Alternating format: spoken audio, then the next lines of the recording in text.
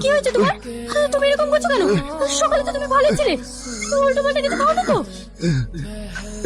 সকালে তো আমি ওকে ভালোই রেখে গেলাম, তার মানে ও কিছু খাওয়ানি তো?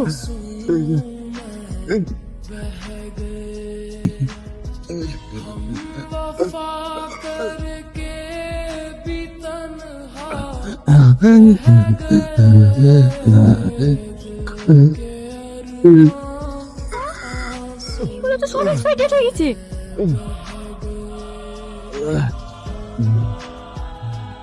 কি করছো? কিছু না, ও হঠাৎ করে বেশি হয়ে গেছে। ওর কিছু হয়নি, ওর মাঝে মধ্যে ওরকম হয়, তোমাকে ওসব নিয়ে ভাবতে হবে না। এর পেছনে কিছুটা একটা আছে, তার মানে কি ওরা চায় না ও সুস্থ হোক?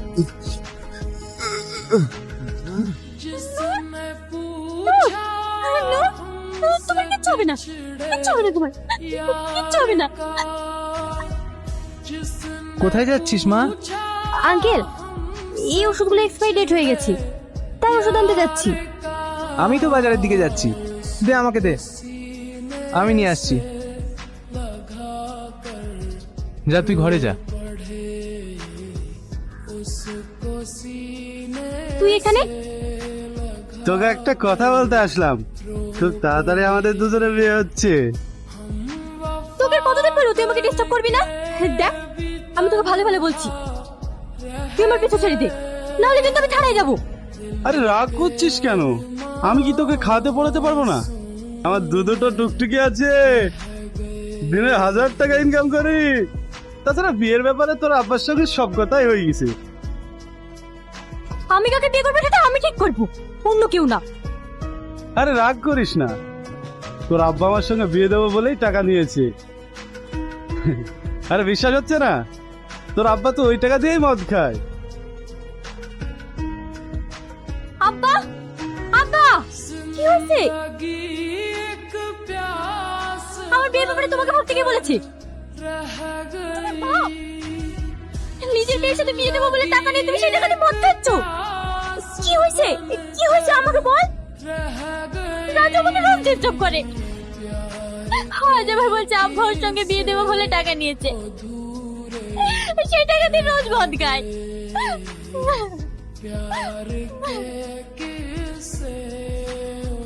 আমি কত কতবার বলেছি যে আমার বিয়েতে তোমাকে ভাবতে হবে না, আমার কখনো যদি বিয়ে না থাকে তাহলে আমি বিয়ে করবো না, কিন্তু তোমার মতো বাপকে আমার বিয়ে নিয়ে ভাবতে হবে না। তুমি একটা কথা কান খুলে শুনি রাখো, তুমি আমার মেয়েটার ব্যাপারে রাগ করলে না, তাহলে তোমাকে কবে ভাতের সাথে বিয়ে মেয়ে দেবো। তোমার মতো স্বামী না থাকলে চলবে। চুপ কর, কাঁদিস নি।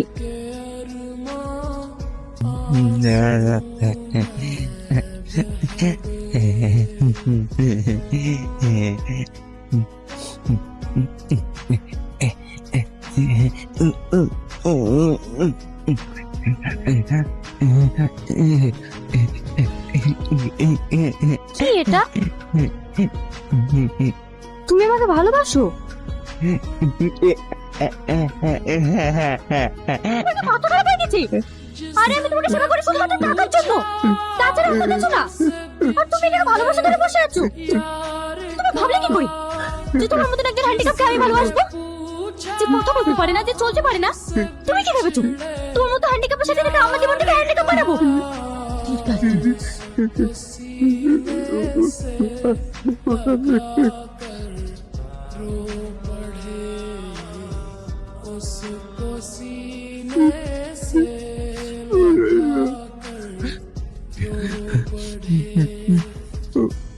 বাবু,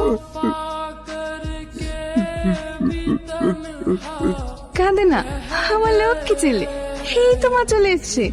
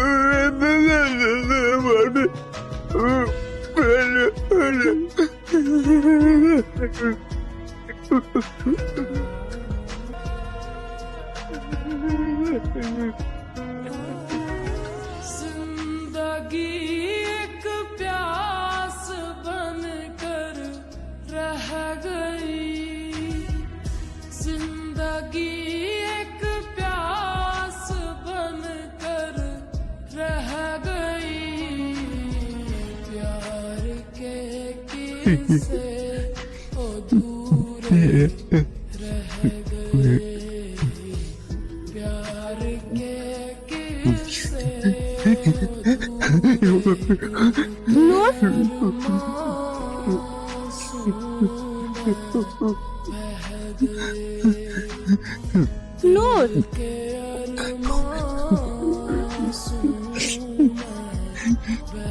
সরি, কালকে তোমাকে ওভাবে বলাটা আমার উচিত হয়নি। বাড়িতে একটু ঝামেলা হওয়ার কারণে আমার মাথা ঠিক ছিল না। বিশ্বাস করো, আমি তোমাকে যেগুলো বলেছি ওগুলো আমার মনের কথা না। আমি ভালো নেই গো, আমি হাজার অশান্তির মধ্যে থাকি, তাই তোমাকে রাগ দেখে ফেলেছি। আমি জানি তুমি খুব ভালো ছিলে, প্লিজ তুমি আমাকে ক্ষমা করে দাও। তোমাকে এই কথাগুলো বলার পরে আমি সারা রাত্রি ঘুম হয়নি। এই দুনিয়ার আর 5টা মানুষের চেয়ে তুমি অনেক ভালো গো।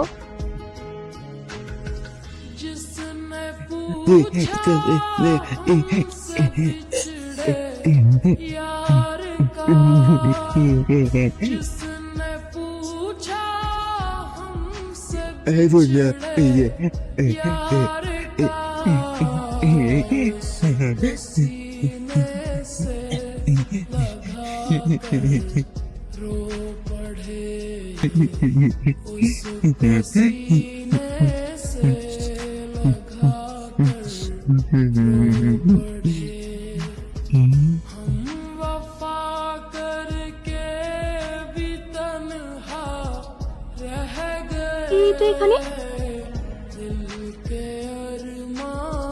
এইটা এখানে কি করে আসলো?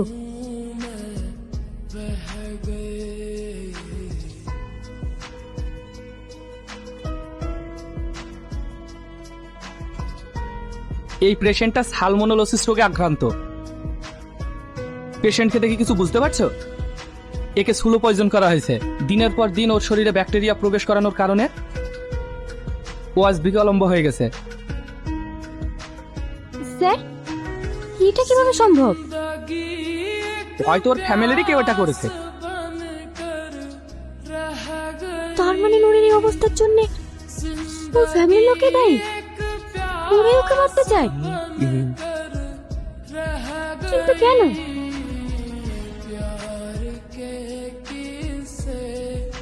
এবার যে কাজ দিয়েছিলাম সেই কাজের খবর বল। ভাই, তুমি যেভাবে বলেছিলা আমরা তো সেভাবেই করছি। ওই ছেলেটা যে দিনের পর দিন সুস্থ হয়ে উঠছে সেদিকে কি তোদের কোনো খেয়াল আছে? ও যদি সুস্থ হয়ে ওঠে তাহলে আমার 2000 কোটি টাকা হাতছাড়া হয়ে যাবে। আমি তোকে মেরে দিতে চাই, কিন্তু তোমার জন্য মারতে পারি না। তার উপরে আপনার কোর্টে কি উইল করে গেছে, ও মরে গেলে নাকি আমরা কিছু পাবো না। সুমিতা, তুই ওকে চুপ করতে বল। ও কি বলছে নিজেই জানে না। ভাই, তুমি একটু শান্ত হও। আমাকে কি করতে হবে বলো, আমি সব করব। নূরের সুস্থতার পেছনে প্রধান হাতই হচ্ছে ওই মেয়েটা। ওই মেয়েটা যদি জানতে পারে ও 2000 কোটি টাকার মালিক, তাহলে ওই মেয়েটা ওর কোনোদিনই সাথ ছাড়বে না। তার থেকে ওই মেয়েটাকে বলে দে কাল থেকে আর ওকে কাজে আসতে হবে না। আমি ডাক্তারকে বলে দিচ্ছি ওকে ইঞ্জেকশন দিয়ে যেন প্যারালাইজড হয়ে ফেলে দেয়।